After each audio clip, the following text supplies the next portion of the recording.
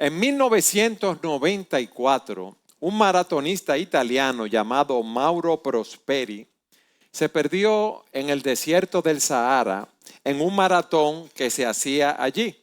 Él estaba corriendo, vino una tormenta de arena y él estuvo solo perdido en el desierto por 9 días. Para sobrevivir, Prosperi tuvo que beber su propia orina, tuvo que alimentarse de murciélagos, de serpientes. Él encontró refugio en una mezquita abandonada y finalmente fue encontrado por una tribu nómada en Argelia, 290 kilómetros del sitio donde debía haber estado. Pero no solo eso, sino que en esos 9 días no solo recorrió esos 290 kilómetros, sino que perdió 35 libras de peso. Y ese ejemplo de ese maratonista nos muestra lo que es la resistencia y supervivencia en condiciones extremas y ha sido muy documentado. Eso se encuentra en YouTube. Ustedes lo pueden buscar, Mauro Prosperi. El desierto del Sahara presenta temperaturas sofocantes, 45 grados centígrados durante el día y por la noche baja a 0 grados. Imagínense lo que es estar allí con una falta constante de agua, deshidratándose rápidamente, agotado y desesperado, y esa sed que lo vuelve a uno loco. Uno está en el desierto, ¿y qué es lo que uno ve en el desierto? Arena, dunas y más arena donde quiera que uno va. Uno no tiene un punto de referencia para guiarse. Muchas veces da vueltas en círculo. Y todas estas cosas, deshidratación, problemas en la noche, el frío, genera tensión, genera ansiedad. Hay animales peligrosos como son serpientes, escorpiones y arañas que pueden, ¿verdad?, morderlo a uno.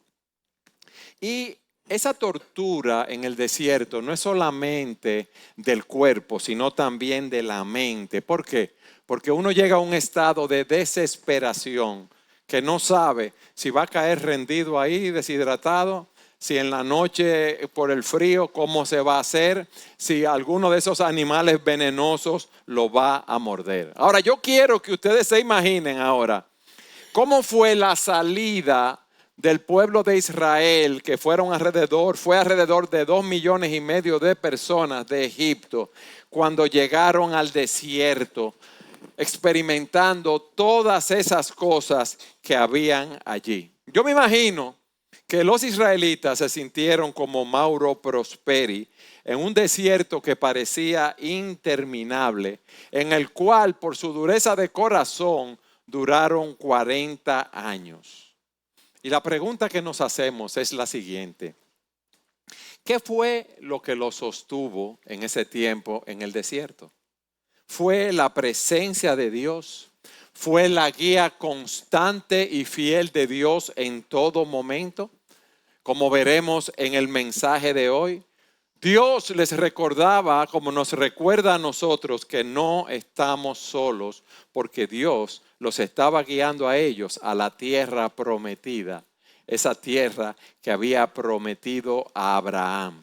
Y hoy nuestro Señor nos está invitando a que experimentemos su guía y su descanso en nuestro peregrinar por este mundo. Mis hermanos, no podemos decir que este mundo es un lecho de rosas.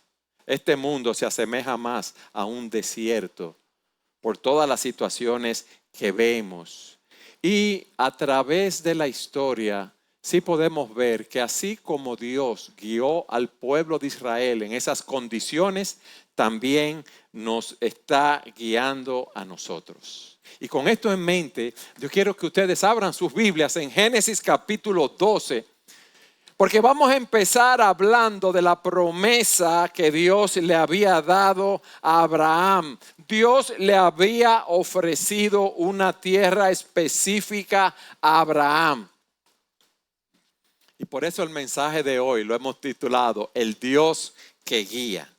Miren lo que dice Génesis 12:1. Y el Señor dijo a Abraham: vete de tu tierra, de entre tus parientes y de la casa de tu padre a la tierra que yo te mostraré. Le da una promesa: haré de ti una nación grande y te bendeciré. Engrandeceré tu nombre y serás bendición. Bendeciré a los que te bendigan y al que te maldiga, maldeciré. En ti serán benditas todas las familias de la tierra. ¿Y qué hizo Abraham? Empezó a pelear, a refunfuñar. Señor, ¿y cómo va a ser? Pero yo estoy establecido aquí, yo tengo mi familia, yo tengo mi tierra, yo tengo mi ganado, yo tengo a todo el mundo. Eso fue lo que hizo Abraham, ¿no? Versículo 4. Entonces Abraham se fue tal como el Señor le había dicho. ¿Por qué se fue? Porque él creía en Dios, en lo que Dios le estaba diciendo y en su palabra. Y Lot se fue con él. Y Abraham tenía 75 años de edad cuando salió de Harán. ¿Qué hizo Abraham? Aquí se nos dice que él tomó a Sarai, su mujer, y a Lot, su sobrino, y todas las posesiones que ellos habían acumulado y las personas que había adquirido en Harán, y salieron para ir a la tierra de Canaán. Y a la tierra de Canaán llegaron. Abraham atravesó el país hasta el lugar de Siquén, hasta la encina de More. Los cananeos habitaban entonces en la tierra. El Señor se apareció a Abraham y le dijo: a tu descendencia daré esta tierra. Entonces Abraham edificó al Señor un altar. Edificó allí un altar al Señor que se le había aparecido. Él obedeció el llamado divino porque tenía fe en lo que Dios le estaba diciendo. La fe bíblica, mis hermanos, no es un salto al vacío. Él confió en Dios y en su palabra y salió. Se manifestó en su obediencia. Pero fíjense algo, 75 años de edad.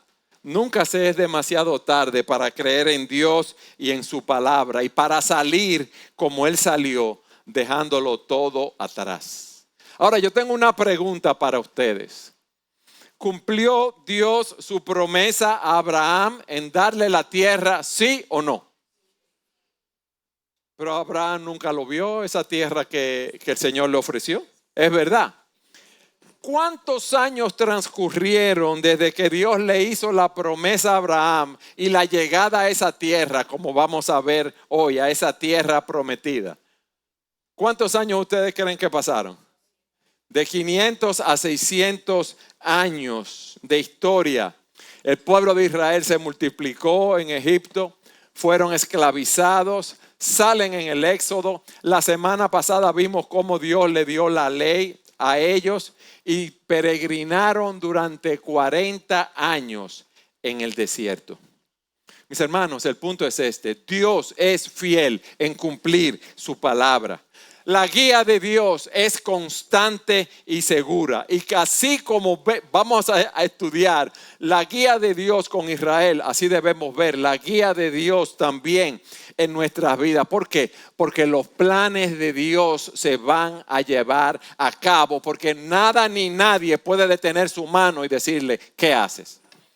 Y por eso esta historia de la conquista de la tierra prometida es tan importante para que la estudiemos. Y lo vamos a ver en 3 encabezados. El Dios que guía en el desierto, el Dios que guía a la tierra prometida y el Dios que guía a la Canaán celestial. Yo quiero que ustedes vayan conmigo para ver el primer punto, el Dios que guía en el desierto, al Salmo 78. Y veamos el versículo 52 y 53. El versículo 52 dice: entonces sacó a su pueblo como ovejas y los guió como un rebaño en el desierto. De esa ilustración inicial que yo di, vemos todas las penurias que una persona puede pasar en el desierto, todas las aflicciones. Y allí había una gran cantidad de personas, pero Dios cuidó de ellos como un pastor cuida de su rebaño de ovejas. ¿Qué hace un pastor? Bueno, lleva las ovejas donde pueden tener agua, donde puede tener alimento, las protege, Yo vi en esta semana un video de una finca de ovejas donde habían 7,000 ovejas con toda su lana y era el tiempo de esquilarla, de quitarle la lana. Y la lana se la quitan como negocio, es verdad, pero también para mantenerlas saludables, para evitar riesgo de sobrecalentamiento, infecciones y otros problemas de salud. Así muchas veces Dios nos quita a nosotros la lana también para tratar con nosotros. Allí en el desierto habían desafíos, allí habían los ataques de los enemigos, pero Dios los sustentó diariamente, dándole ¿qué? El maná como comida, les dio agua sobre la roca. Mis hermanos, esto nos ayuda a ver lo que dice el salmista en el Salmo 23. El Señor es mi nada me faltará. En lugares de delicados pastos o verdes pastos me hace descansar junto a aguas de reposo. Hermano, la mayoría de nosotros sabemos lo que dice este salmo, pero es difícil cuando nos vemos en momentos de aflicción apropiarnos de estas verdades de las Escrituras. Cuando vienen los problemas financieros, cuando vienen los problemas de salud, nosotros debemos recordar que es ese Dios que estaba guiando a Israel, ese Dios que es nuestro pastor, quien nos va a guiar a aguas de reposo y a verdes pastos. Pero en segundo lugar, en esa guianza, Dios lo hace con seguridad y protección. Miren ahí mismo en el Salmo 78 lo que dice. Los guió con seguridad, de modo que no temieron, pero el mar cubrió a sus enemigos. El pueblo sale, Faraón lo deja salir después de las 10 plagas y al final por la muerte de los primogénitos. Luego van a perseguir al pueblo de Israel. Vienen detrás persiguiéndolo y el pueblo está frente al mar rojo. Dios le dice a Moisés: no teman, estén firmes y vean la salvación que el Señor hará hoy por ustedes, porque los egipcios a quienes han visto hoy no los volverán a ver jamás. El Señor peleará por ustedes mientras ustedes se quedan callados. ¿Y qué pasó con los egipcios cuando Dios abre el mar e Israel pasa? ¿Y qué pasó con los egipcios cuando empezaron a perseguir a los israelitas? El mar volvió a su lugar y muchos de ellos se ahogaron. Y ver estos principios me llevó a pensar y a ver diferentes aplicaciones, mis hermanos. A veces vienen crisis familiares, vienen desafíos legales, amenazas laborales. Hermanos, nosotros tenemos que hacer nuestra parte y recordar que Dios es que está peleando por nosotros. En el Salmo 91:14 dice que con sus alas te cubrirá y bajo sus alas hallarás refugio. Nuestra seguridad no depende de los recursos materiales que nosotros podamos tener o otro tipo de recursos como son las relaciones sociales, políticas, no. Depende de que Dios nos está guiando. Depende de saber que su presencia está con nosotros, así como estuvo con el pueblo de Israel. No dice la Escritura, cuando pases por las aguas, yo estaré con ¿quién? Contigo. Es lo que dice la palabra. Y cuando pases por los ríos, no te anegarán. Cuando pases por el fuego, no te quemarás, ni la llama te abrazará. Llama, ríos crecidos simbolizan pruebas y tribulaciones que parecen abrumadoras para nosotros en nuestras vidas. Fuego. Cuando uno le dice a otra persona, yo estoy en un horno, estoy como la arepa, con fuego por arriba y fuego por abajo, uno sabe lo que eso significa. Pero Dios, óyeme bien, Dios nos garantiza y nos deja ejemplos de que cuando estemos en esas situaciones no seremos vencidos por ellas, porque Él estará con nosotros protegiéndonos y guiándonos. En tercer lugar, Dios nos guía con su presencia que es constante y fiel. En Éxodo 12 dice que el Señor iba delante de ellos de día en una columna de nube para guiarlos por el camino. O sea que por el día no se iban a perder. Y de noche una columna de fuego para alumbrarlos, para que anduvieran de día y de noche. Y miren lo que dice. No quitó de delante del pueblo la columna de nube durante el día, ni la columna de fuego durante la noche. Dios estaba continuamente presente en la vida de Israel. Dios está continuamente presente en la vida de nosotros. Y por eso es bueno ver todos estos ejemplos y aplicarlos en nuestra vida. Dios está con nosotros 24/7 y la promesa de su presencia, ¿qué es lo que nos da? Consuelo, certeza, lo que Él dice, nunca te dejaré, nunca te desampararé. ¿Tú quieres algo más glorioso que eso? El creador del universo está con nosotros continuamente, por lo tanto, nosotros sí podemos caminar confiados. El Señor también dice, no temas porque yo estoy contigo, no te desalientes porque yo soy tu Dios, te fortaleceré, ciertamente te ayudaré, sí, te sostendré con la diestra de mi justicia. Dios nos guía como su rebaño, nos guía con seguridad y protección, nos guía con su presencia fiel y constante y nos guía con el propósito de llevarnos a nuestro destino. Mis hermanos, como vamos a ver, nuestro destino no está aquí. A nosotros nos espera algo mucho más glorioso.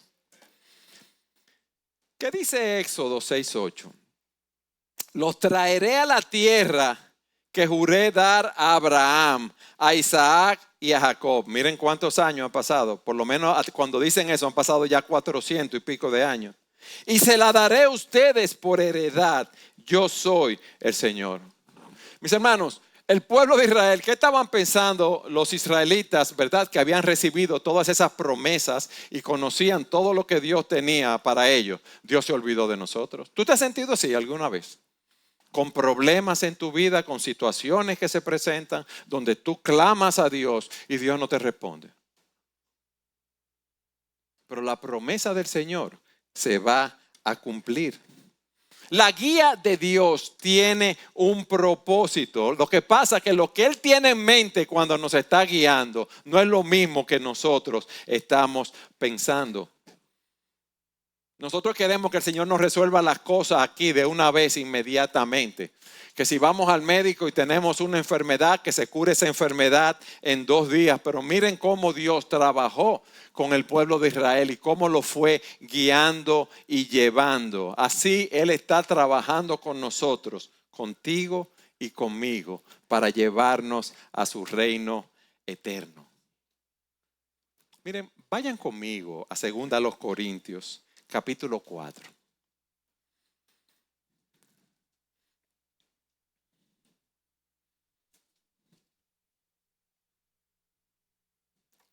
Miren lo que dice la palabra de Dios aquí. Pablo había sufrido muchas tribulaciones, persecuciones, naufragios. Lo habían azotado muchas veces. Habían intentado matarlo. Y él dice, porque esta aflicción leve y pasajera nos produce un eterno peso de gloria que sobrepasa toda comparación. ¿Y qué es lo que hace? Al no poner nuestra vista en las cosas que se ven, sino en las que no se ven. Porque las cosas que se ven son temporales, pero las que no se ven son eternas. Dios nos está guiando con la eternidad puesta en mente. Nuestras experiencias presentes forman parte del proceso de entrenamiento de Dios en nuestras vidas, del proceso de preparación de Dios en nuestras vidas. Dios nos está guiando a sus hijos hacia un destino glorioso. ¿Qué hemos visto hasta aquí? Bueno, el Dios que guía en el desierto, que nos guía como un rebaño, que nos guía con seguridad y protección, que nos guía estando Él presente, constante y fielmente, y nos guía con un propósito en mente, llevarnos a nuestros destinos. Yo no sé por lo que tú estás pasando aquí hoy. Yo no sé los problemas que tú puedes tener. Pero con los problemas de incertidumbre que tú estás enfrentando, recuérdate que Dios está caminando contigo, que Dios te está guiando hacia su propósito eterno y asegurándote, si eres su hijo, que te va a llevar a ese destino eterno. Y esta confianza, el ver estos ejemplos, nos da paz en tiempos difíciles y nos permite seguir adelante corriendo la carrera con fe, sabiendo que ese Dios que guió a Israel y nos dejó esos ejemplos, nos está guiando a nosotros hoy. Amén. Y esto nos lleva a nuestro segundo punto. Recuerden que Dios los está guiando a esa tierra prometida que Él había ofrecido a Abraham 500 y pico, 600 años antes. Esa promesa se estaba cumpliendo porque Dios cumple sus promesas. Y lo primero que vemos, cómo Dios los guía. Dios nos guía mediante su palabra y el cumplimiento de sus promesas. Vamos a Josué, capítulo 1.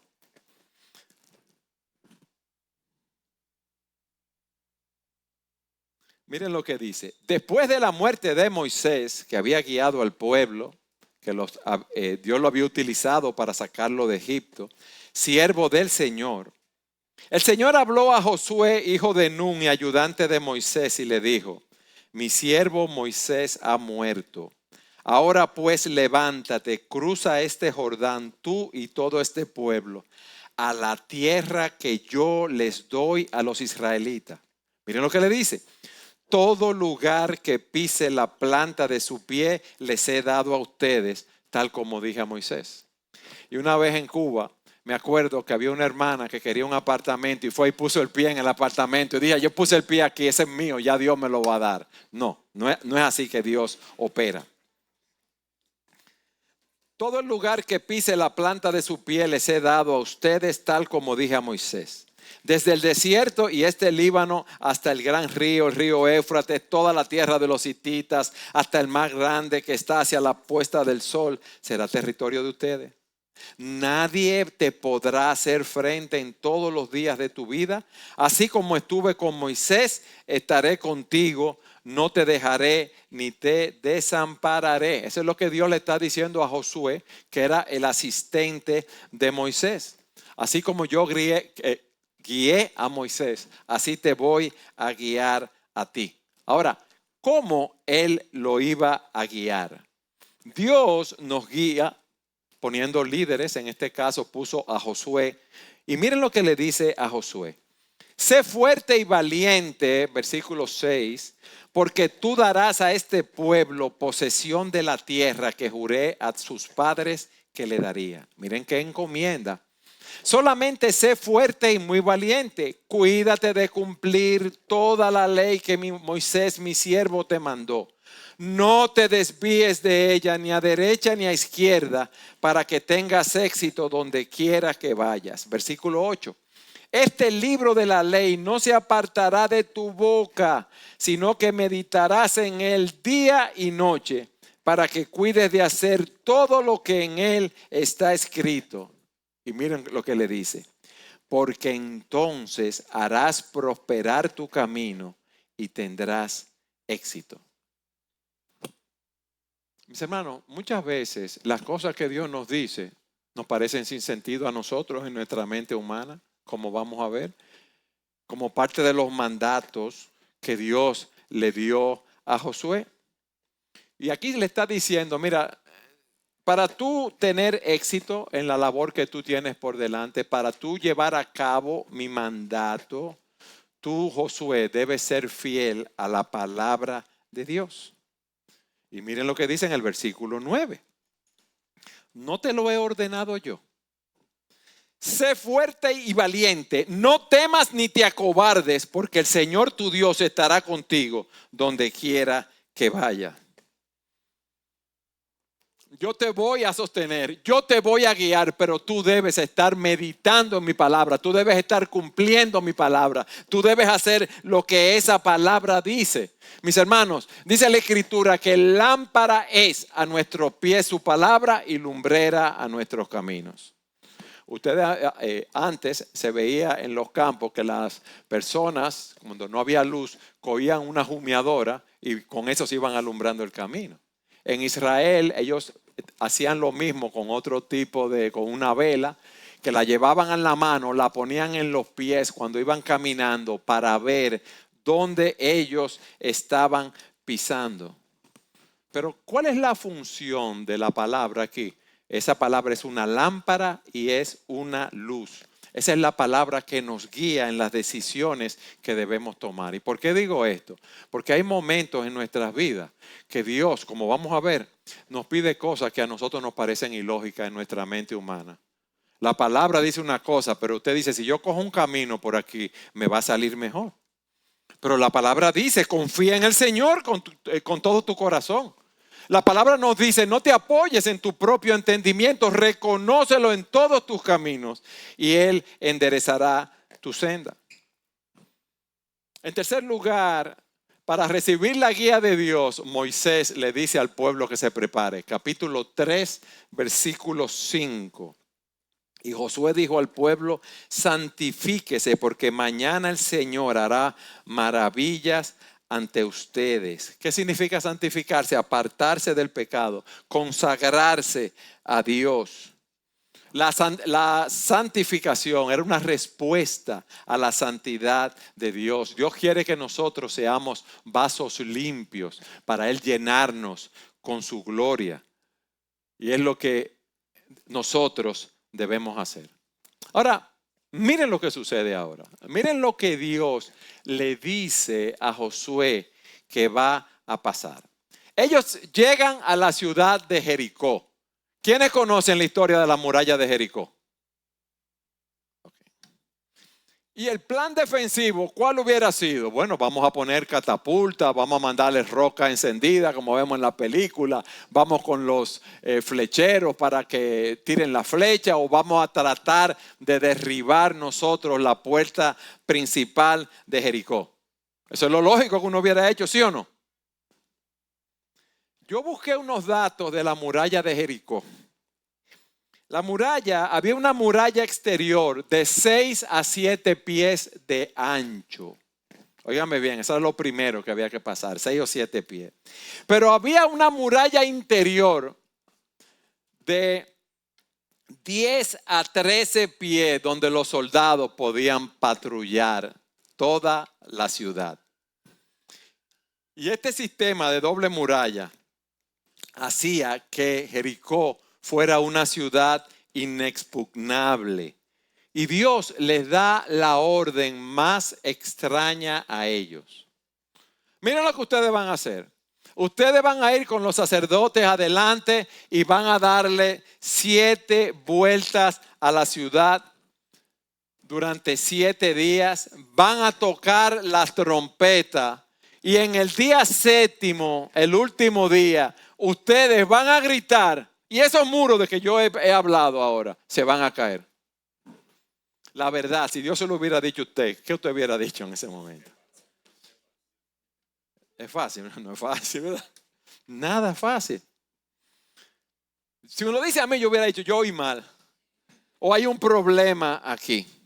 Pero el Señor le dijo a Josué, oye, mira, he entregado en tu mano a Jericó y a su rey con sus valientes guerreros. Ustedes marcharán alrededor de la ciudad, todos los hombres de guerra, rodeando la ciudad una vez. Así lo harás por 7 días. 7 sacerdotes llevarán 7 trompetas de cuerno de carnero. Al 7º día, ustedes marcharán alrededor de la ciudad 7 veces.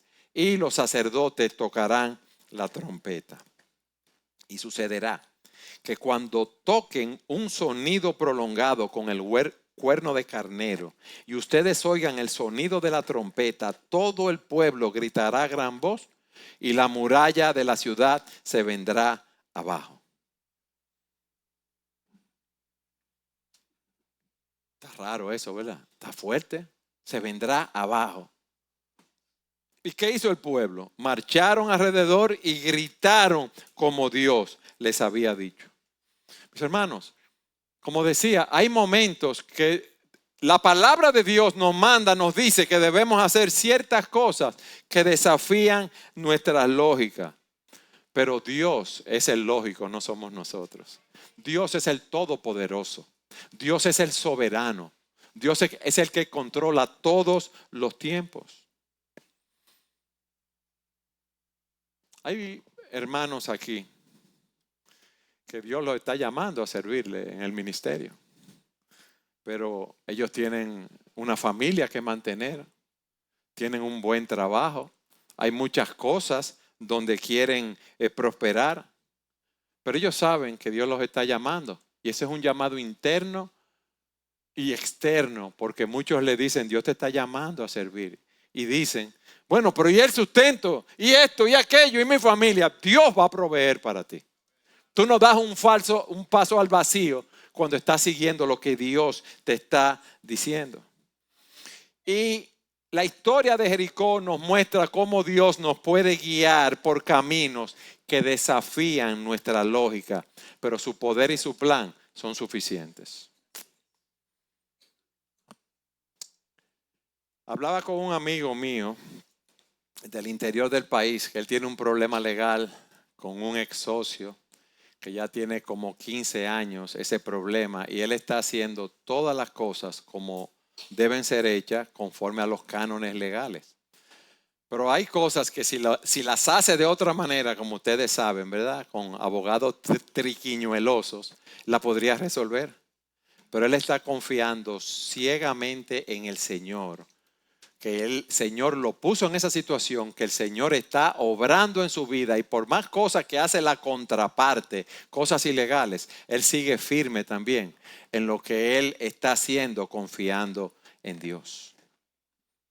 Pero le voy a decir algo más. Dios también nos guía disciplinándonos cuando nosotros desobedecemos. Resulta que en Josué 6 vemos la caída de los muros de Jericó. En Josué 7, Israel sale a pelear contra Jai, un pueblo pequeño. Solo van 3,000 hombres, porque eso era un pan comido, vamos a decir así. La victoria estaba garantizada. Pero resulta que las personas de Jai derrotan a Israel. ¿Qué pasó? Había una persona, un guerrero llamado Acán. Cuando Dios dijo que cayera Jericó, que no tomaran nada de allí. Y él había tomado un manto y había tomado una barra de plata, de oro. ¿Qué resulta? Que ante esa derrota, Josué no sabe nada. Y él ora a Dios y le dice, Señor, ¿y cómo estas personas nos derrotaron a nosotros? Y Dios le dice, hay un anatema en el pueblo. Y es bueno que tú busques a esa persona, que tú sepas qué es lo que ha hecho. Se va por familia, por clanes, hasta que se llega a esa persona y esa persona confiesa su pecado. Y él y toda su familia son apedreados y quemados. Y los artículos que él había tomado fueron destruidos. Suena fuerte eso, ¿verdad? Eso nos muestra a nosotros cómo Dios juzga el pecado, la gravedad del pecado, cuando nosotros violamos su ley. Fíjense lo que dice. Y el Señor dijo a Josué, levántate, después que había tenido la derrota. ¿Por qué te has postrado rostro en tierra? Israel ha pecado y también ha transgredido mi pacto que les ordené. Y hasta han tomado de las cosas dedicadas al anatema, las cosas que debieron haber destruido. Y también han robado y mentido y además las han puesto entre sus propias cosas. No pueden pues los israelitas hacer frente a sus enemigos. Vuelven la espalda delante de sus enemigos porque se han convertido en anatema. No estaré más con ustedes, le dice Dios, a menos que destruyan las cosas dedicadas al anatema de en medio de ustedes. Dios expone el pecado en nuestras vidas para llamarnos al arrepentimiento, para que nosotros volvamos a sus caminos.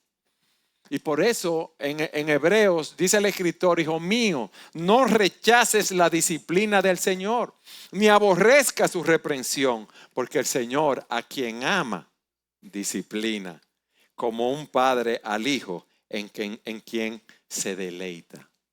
O sea que cuando nosotros pecamos, debemos y no confesamos nuestros pecados, que somos disciplinados por el Señor. Eso es parte de la guía del Señor con nuestras vidas. Mis hermanos, pero como si esto fuera poco, y lo de Jericó fuera poco, hay en Josué 10, un poco más adelante, se levantan unos reyes amorreos a pelear contra Josué y contra el ejército de Israel. Durante la batalla llueve o cae granizo del cielo que mató a muchas de esas personas, y Josué le hace una petición a Dios. Dice: entonces Josué habló al Señor el día que el Señor entregó a los amorreos delante de los israelitas, y dijo en presencia de Israel: Sol, detente en Gabaón, y tú, luna, en el valle de Ajalón. Y el sol se detuvo y la luna se paró hasta que la nación se vengó de sus enemigos. Mis hermanos, nuestro Dios es un Dios de toda gracia, como dije. Nuestro Dios es un Dios de todo poder. Nuestro Dios es el Dios que llama las cosas que no son como si fuesen. Y esa soberanía de Dios, de que ni un pajarillo cae del aire, ni un cabello de nuestra cabeza, esa soberanía de Dios que no permite que nadie nos toque si no es su voluntad, es la que nosotros debemos ver continuamente en nuestras vidas. O sea, nosotros debemos confiar, descansar en el poder de Dios. Dios cumple sus promesas, ese es el punto. Y el héroe de esta historia no es Josué, es Dios. En Josué 21 se nos dice: de esa manera, 21:43, el Señor dio a Israel toda la tierra que había jurado dar a sus padres, y la poseyeron y habitaron en ella. Y el Señor les dio reposo en derredor, conforme a todo lo que había jurado a sus padres. Ninguno de sus enemigos pudo hacerle frente. El Señor entregó todos sus enemigos en sus manos. Y miren lo que dice el versículo 45. No faltó ni una palabra de las buenas promesas que el Señor había hecho a la casa de Israel. Todas se cumplieron. Todas se cumplieron. Dice la Escritura: Dios no es hombre para que mienta, ni hijo de hombre para que se arrepiente. ¿Acaso dice y no hace? ¿Acaso promete y no cumple? Y a través de ese peregrinar, solamente en esta parte que estamos viendo, del pueblo de Israel a la tierra prometida, vemos la gracia y el poder de Dios guiando a su pueblo. Mis hermanos, nosotros no somos los héroes de la historia. Josué no era el héroe de la historia. Hasta aquí hemos explorado cómo Dios también no solo los guió por el desierto, sino cómo los guió brevemente, claro, y los introdujo en esa tierra prometida. Pero esos eventos no solamente fueron eventos históricos, sino también símbolos de una realidad espiritual más profunda. Es verdad que esos israelitas entraron en una tierra física, pero nosotros vamos camino a un destino final, a una Canaán celestial. De esos israelitas, los que tuvieron fe en la promesa, como Abraham, como Moisés, como Josué, están en la presencia de Dios. Pero así como Dios guió a su pueblo a una tierra física, así nos está guiando a sus hijos a una herencia celestial. Mis hermanos, y esto es glorioso. Y eso nos lleva a nuestro tercer punto: la guía de Dios a la Canaán celestial. Y yo quiero que ustedes vayan conmigo a Hebreos para que veamos unos cuantos principios. Hebreos 4.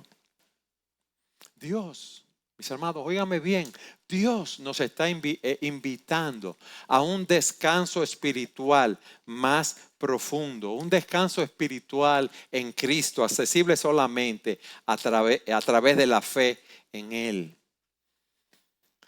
Dios les dio descanso físico en la tierra prometida, pero miren lo que nos dice ahora a nosotros. Hebreos capítulo 4, versículo 1. ¿Cómo? El punto es este. ¿Cómo esa promesa de descanso, cómo esa promesa de reposo sigue vigente para nosotros los creyentes?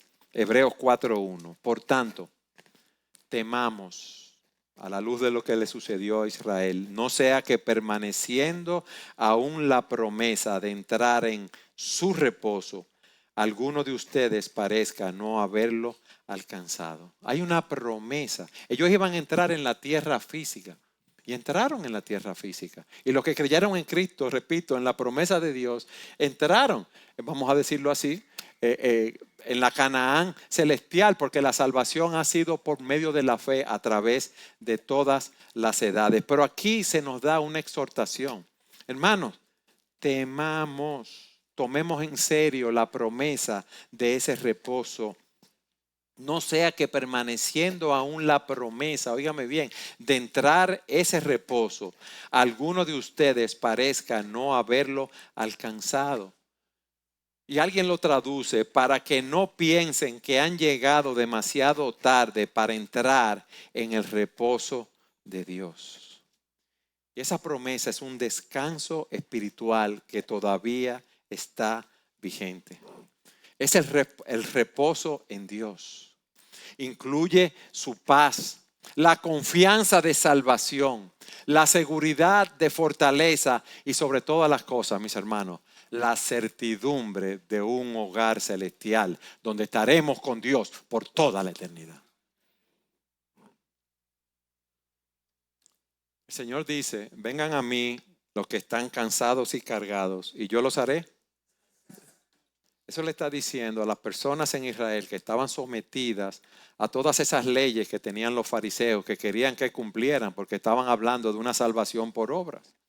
Y dice, tomen mi yugo sobre ustedes y aprendan de mí, que soy manso y humilde de corazón, y hallarán descanso, hallarán reposo para sus almas. Pero ese reposo viene de tomar el yugo de Cristo. Ese es el descanso que Jesús nos ofrece. Y miren lo que sigue diciendo en el versículo 2. La fe es esencial para entrar en ese reposo de Dios. Y miren lo que le dice. Porque en verdad a nosotros se nos ha anunciado la buena nueva como también a ellos. ¿Quiénes son ellos? Los israelitas que estuvieron en el desierto. Pero la palabra que ellos oyeron no les aprovechó por no ir acompañada por la fe en los que la oyeron. Muchos no pudieron entrar en la tierra prometida por causa de su incredulidad.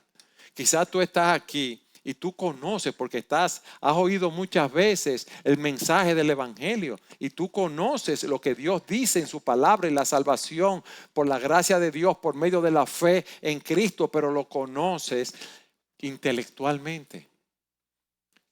Y Hebreos dice que la fe es la certeza de lo que se espera. Hay algo cierto, hay una convicción de algo que yo no estoy viendo. Esa fe salvadora es la confianza en Cristo Jesús, que murió en la cruz del Calvario por mis pecados, que su obra satisfizo la justicia de Dios y que todo aquel que cree en Él tiene vida eterna y no vendrá condenación, mas ha pasado de muerte a vida.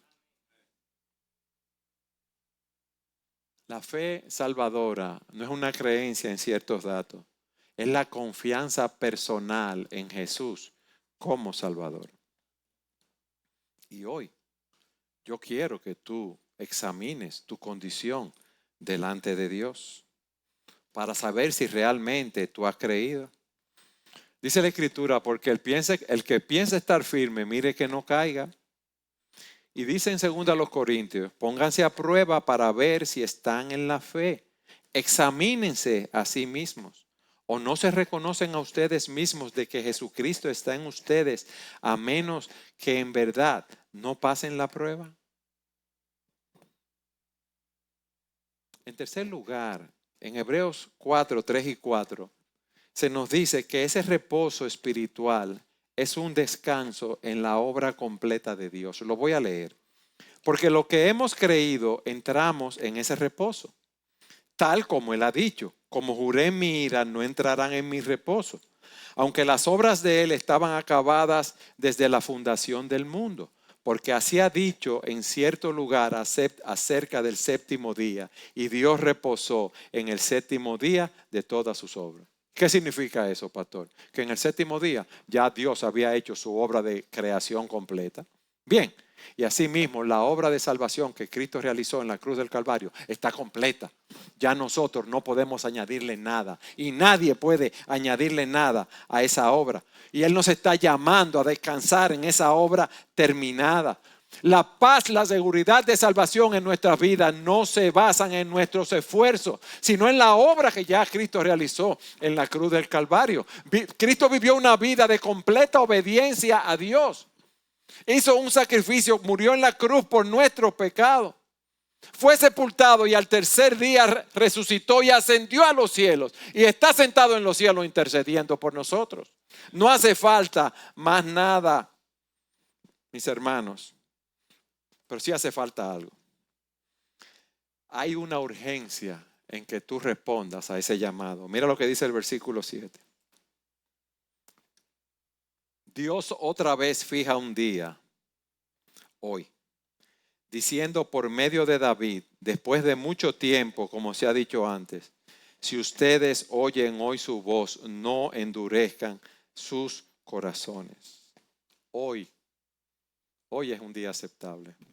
Hoy es el día que Dios quiere que tú te vuelvas de tus pecados y confíes en Cristo para salvación. Tú no sabes lo que va a pasar de tu vida en los próximos minutos, horas, en el día de hoy, mañana. Hoy es el día aceptable. No seas incrédulo como las personas que estuvieron en el desierto y no creyeron en la promesa de Dios. Y miren lo que dice en los versículos 8 y 9. Porque si Josué les hubiera dado reposo, Dios no habría hablado de otro día después de ese, como habló también a través de David. Josué no era más que Josué guió a Israel a la tierra prometida, pero esa era una sombra del verdadero descanso que nosotros tenemos en Cristo. Dios nos guía a través de Jesucristo a ese descanso eterno. Descansando en su gracia, descansando en su verdad, descansando en su misericordia. Cristo le dice a los discípulos antes de ascender: en la casa de mi Padre hay muchas moradas. Yo voy a preparar lugar para ustedes. Y si me voy y les preparo un lugar, vendré otra vez y los tomaré conmigo, para que donde yo estoy, allí estén también ustedes. Esa es una realidad, mis hermanos. Esto está aquí como ejemplo a nosotros, para que no seamos duros de corazón, para que vayamos tras el Señor y detrás de sus caminos. Dios, a través de Cristo, nos va a llevar a la eternidad. Cristo ha preparado un lugar para nosotros. Y como conclusión de este mensaje, yo quiero hacerte una pregunta. ¿En qué Dios tú vas a confiar? ¿En el Dios de tu propia imaginación? ¿En el Dios de tu propia mente? ¿O en ese Dios que acompañó a Israel en el desierto? ¿A ese Dios que le proveyó cada día? ¿A ese Dios que les prometió descanso? ¿A ese Dios que los invitó a darles reposo y a ti te está invitando hoy a darte reposo? ¿Cuántos de ustedes están viviendo en sus propias fuerzas, cargando con todas sus preocupaciones, andando sin descanso? Dios hoy nos ofrece a través de su palabra su paz y su descanso. Y su guía, que es lo más hermoso, en cada paso del camino, mis amados, hasta que lleguemos a la Canaán celestial y estemos en la presencia de Dios. Eso es lo que Dios nos está ofreciendo hoy. Yo te hago otra pregunta. ¿Qué tú vas a hacer? ¿Tú vas a seguir en tus propios caminos confiando en ti?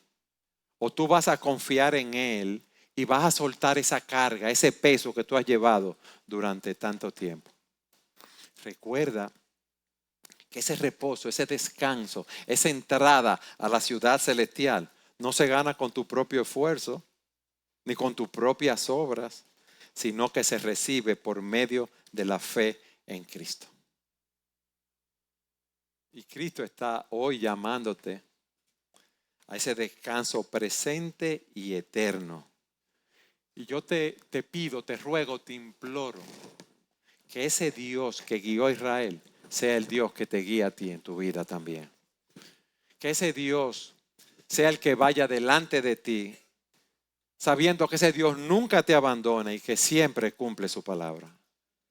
Y si tú estás en Cristo, mi hermano, esto es un motivo de gozo saber cómo Dios nos está guiando y cómo Él nos está protegiendo y cómo está su mano y su cuidado sobre nosotros, ahora y siempre, hasta el día que estemos en la Canaán celestial, en la eternidad con Él. Wow, qué futuro más glorioso tenemos en Cristo. Y todo por gracia, todo por fe. Alabado sea el Señor. Ese que hizo esa promesa a Abraham, la cumplió. Y ese que nos hizo esa promesa a nosotros, la cumplirá. Y disfrutaremos de Él para siempre.